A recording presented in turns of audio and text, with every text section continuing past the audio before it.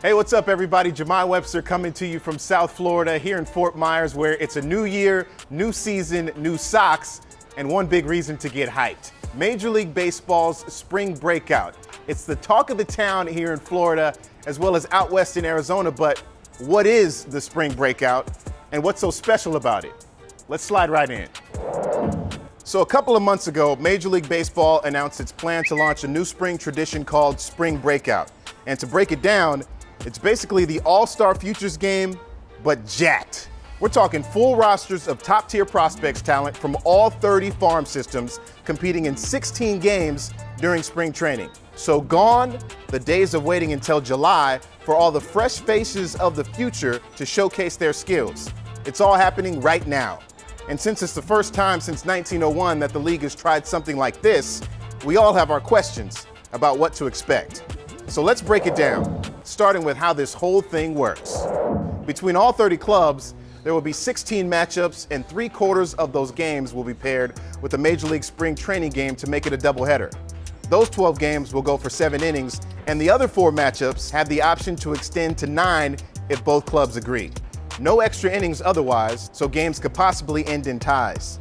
And with new tradition comes new rules that Major League Baseball will test in this series. Pitch timers back in full effect, and teams get up to 7 mound visits per game if needed. Please don't take all of those. They're bringing back the automated ball strike challenge system that they tested in last year's All-Star Futures game. Each team has 3 challenges. If they're wrong and umps rule a strike, they lose their challenge. But if they're right and get the call overturned, they get to keep that challenge until they make 3 incorrect calls. Now, the best one yet. Bye-bye 3-batter minimum, and hello player re-entry. To spotlight as many arms as possible, the league's kicking the 3-batter minimum requirement for pitchers to enter the game and allowing player re-entry if they're pulled off the mound. Re-entry rule only counts for pitchers, not position players, unless there's an injury that requires a substitution. And speaking of players who we want to see slugging it out south, let's get into roster eligibility and see who we want to see repping the Red Sox.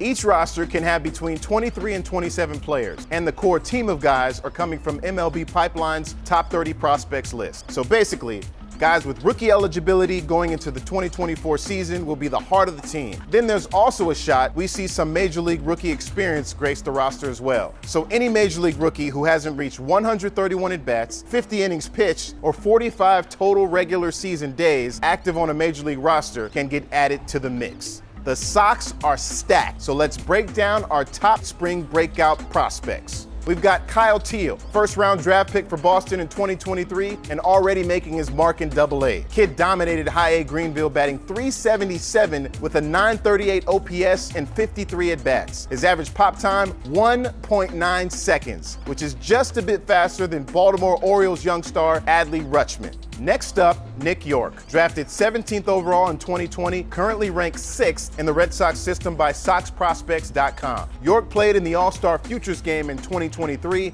and smoked a double alongside his teammate Marcelo Meyer. Cello is another name you'll keep hearing about this year. Meyer put up a hit and grabbed a stolen base in the Futures game with York, but that's just the start of the heat he's packing.